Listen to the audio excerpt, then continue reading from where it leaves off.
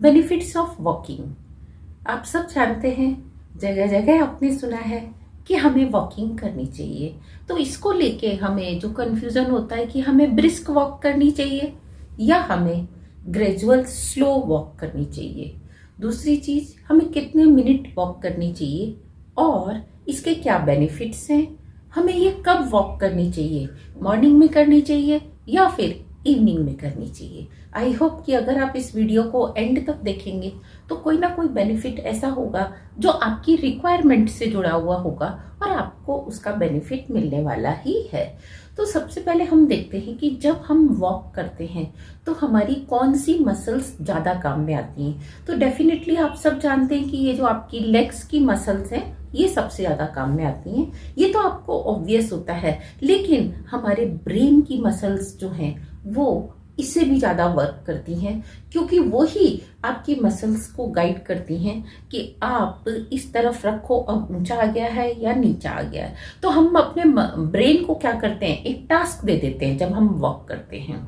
और जब हम वॉक कर रहे होते हैं उस समय हमारा जो माइटोकॉन्ड्रिया है उसको जब सफिशिएंट और उससे भी ज़्यादा सैचुरेटेड लेवल तक ऑक्सीजन मिलती है तो वो और ज़्यादा पावर सप्लाई करता है। वो क्योंकि हमारी सेल का पावर हाउस होता है, हमारी सेल्स के अंदर होता है, क्योंकि हमारी बॉडी जो है वो सेल्स से बनी होती है, ये उसका न्यूक्लियस है। तो ऐसे यहाँ पे जगह जगह क्या होते हैं, माइटोकॉन्ड्रियाज होते हैं और माइटोकॉन्ड्रिया ही जो है वो पावर हाउस का काम करते हैं, आपको पावर देते हैं, एनर्जी देते हैं।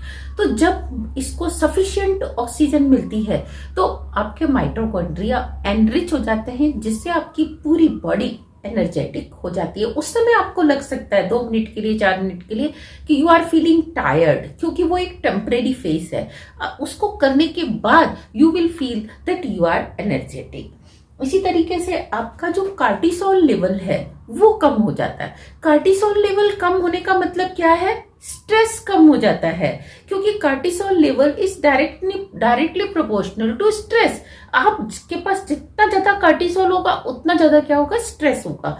तो अगर आप कार्टिसोल लेवल को वॉक करके कम कर देते हैं तो आपका जो स्ट्रेस लेवल है वो भी कम हो जाएगा। और अगर आपको मेरी बात पे यकीन ना हो तो आप 2 से 3 दिन तक करके देखिए, आप 10 से 25 मिनट तक करके देखिए और फिर देखिए क्या आपको जो स्ट्रेस था वो कम हुआ या नहीं।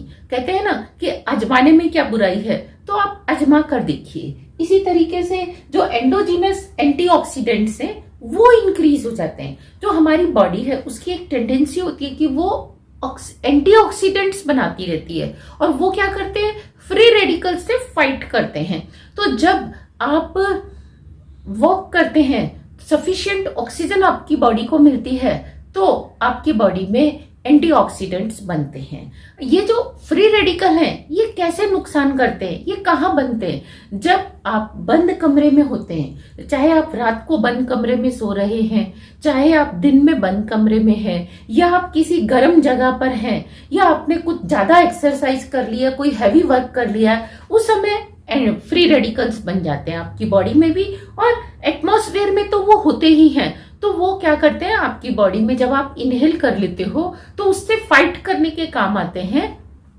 एंटीऑक्सीडेंट्स। तो जितने एंटीऑक्सीडेंट्स होंगे, हमारी बॉडी जितने ज्यादा एंटीऑक्सीडेंट्स बनाएगी, you will be able to fight with free radicals. और फ्री रेडिकल्स जितने कम होंगे आपकी बॉडी में, आपकी लॉन्जिविटी यानी कि आपकी एज उतनी ज्यादा बढ़ेगी। और अगर आप अपने आसपास के माहौल में देखेंगे कि जो डिसिप्लिन वे में वॉक करने वाले हैं उनकी एज कंपैरेटिवली उन लोगों से ज्यादा रही है जिन्होंने डिसिप्लिन वे में वॉक नहीं की है।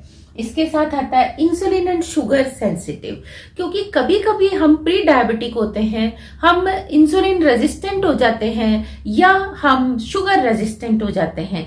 तो दोनों ही केसेस में क्या होता है, वॉक करने से आपकी बॉडी इंसुलिन रेजिस्टेंस से इंसुलिन नॉर्मल मोड पे आ जाती है और इंसुलिन वर्क करने लगती है और आपका जो शुगर लेवल है वो कंट्रोल हो जाता है। कहते नहीं है कि अगर आप प्री डायबिटिक हो तो थोड़ा सा आप अपनी डाइट को कंट्रोल करिए, थोड़ा सा वॉक करिए, you can revert back your diabetes. इसी तरीके से ऑक्सीजन सप्लाई को लेकर बहुत बहुत कंफ्यूजन होता है सबके बीच में।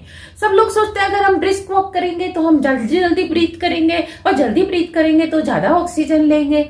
भाई ऐसा नहीं है। हर बार जब आप ऑक्सीजन लेते हैं तो साथ में आप क्या रिलीज करते हैं? कार्बन डाइऑक्साइड रिलीज करते हैं। और आप देखिए कि एक कोई पानी का गिलास है, उसमें आपने पानी भर दिया, अब आप उसके अंदर और पानी डालते जाएंगे तो क्या पानी उसमें जाएगा? नहीं जाएगा, क्योंकि वो सुपर सैचुरेशन वाली स्टेट होगी।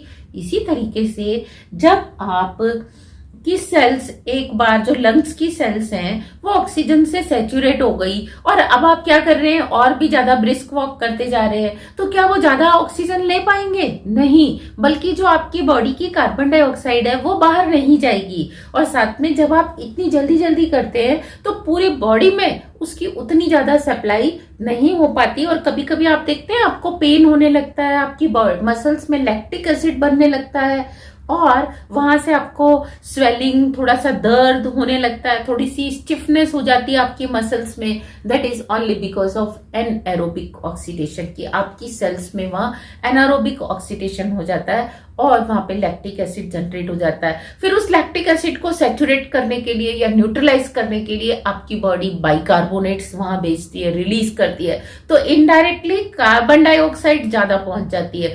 तो इसीलिए brisk walk is not advisable. Only thing is that कि अगर आप ब्रिस्क और नॉर्मल वॉक का कॉम्बिनेशन करते हैं तो that will be the best option for you, कि ना तो आप सिर्फ बहुत ही स्लो वॉक कर रहे हैं या बहुत ही ब्रिस्क कर रहे हैं, आप दोनों का कॉम्बिनेशन करिए। आप 1-2 मिनट तक ब्रिस्क वॉक करिए, फिर आप ग्रेजुअल चलिए, स्लो मत चलिए, फिर आप 1-2 मिनट तक ब्रिस्क चल के फिर आप 2-4-5 मिनट, जब तक आप कंफर्टेबल नहीं होते तब तक आप क्या करिए? ग्रेजुअल चलिए। लेकिन ब्रिस्क वॉक को 1-2 मिनट से ज्यादा बिल्कुल मत करिए, इसका रिवर्स इफेक्ट होता है। दूसरा, आपके हार्ट को ज्यादा काम करना पड़ता है, और अननोइंगली अगर आपको अभी तक हार्ट की कोई प्रॉब्लम नहीं हुई है तो आपको पता भी नहीं चलता कि मेरे हार्ट में कोई प्रॉब्लम है, और वो बढ़ सकती है आपकी प्रॉब्लम, एग्जैगरेट हो सकती है आपकी प्रॉब्लम।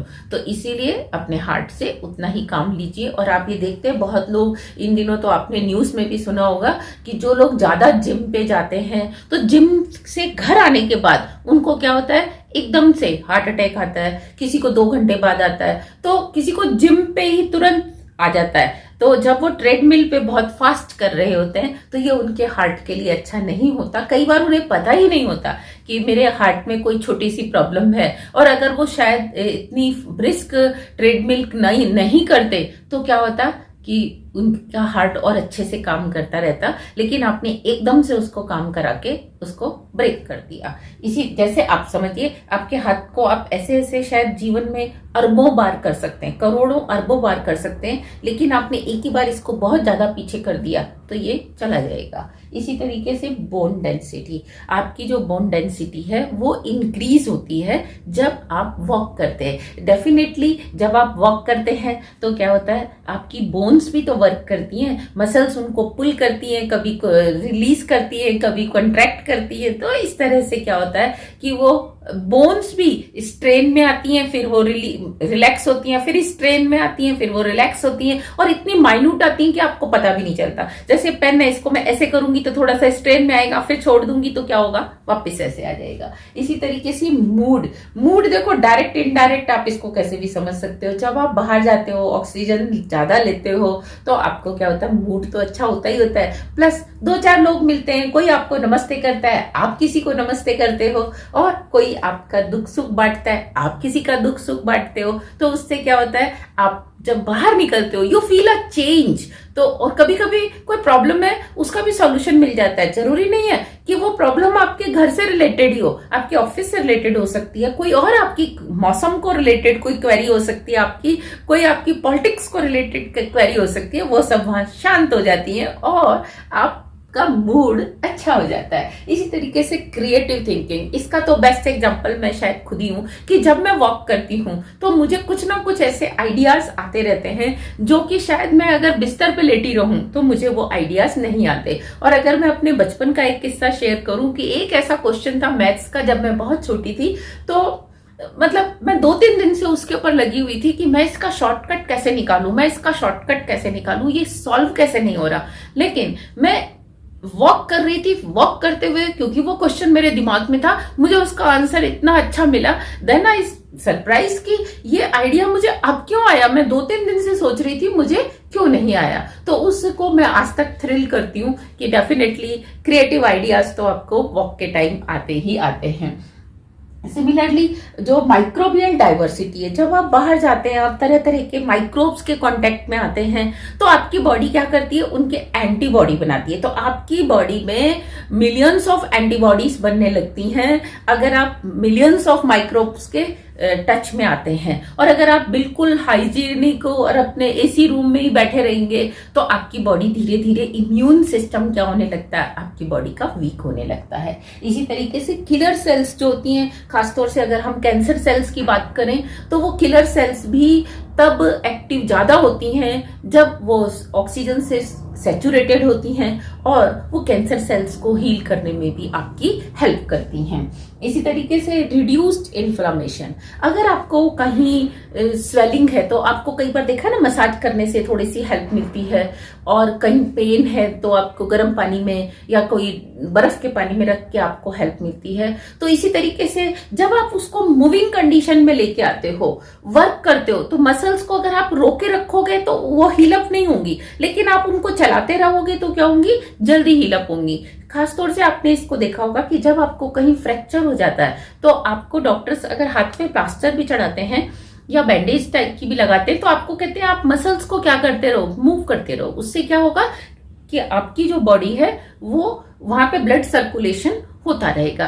तो जब आप मूव करते हैं तो आपका इन्फ्लेमेशन भी क्या होता है, क्योर हो जाता है। इसी तरीके से एनहांस विजन, इसको लेकर तो कई लोगों को इसकी इंफॉर्मेशन ही नहीं है। कैसे नहीं है, जब आप 10 बाई 10 के कमरे में बैठते हो और सपोज आप दिन के 18 घंटे 10 बाई 10 के कमरे में ही रह रहे हो, एक कमरे से निकल के दूसरे कमरे में चले गए, दूसरे से निकल के किचन में चले गए, तो आपकी आईज को जो फोकल लेंथ सेट करने के लिए ऑप्शन मिलता है वो केवल मैक्सिमम 10 फीट तक होता है। और 10 फीट से नीचे या ऊपर छत तक भी देखोगे तो आप 10 फीट से ज्यादा ऊपर नहीं देखोगे।